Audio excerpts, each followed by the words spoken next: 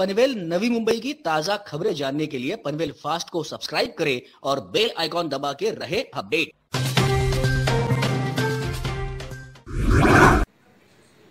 पनवेल महानगरपालिकेची स्थापना 1 ऑक्टोबर 2016 रोजीपासून झालेली आहे। पनवेल महानगरपालिकेमध्ये पूर्वाश्रमीच्या जे 23 ग्रामपंचायती होत्या त्यांचा समावेश झाला।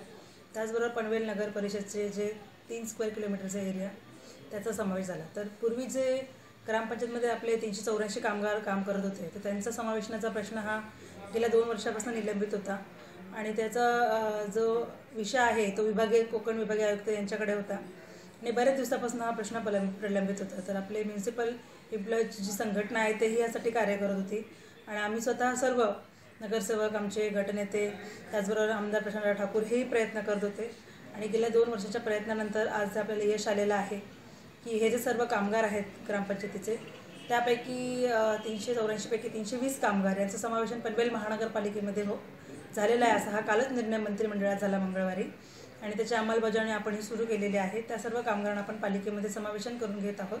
काही कामगार जे असतील ते काही निवृत्त झालेले आहेत, उरलेले काहींचे काही मृत पावलेले आहेत, ते सर्व सोडून बाकीचे 320 कामगार पालिकेमध्ये समावेशन झालेलं आहे।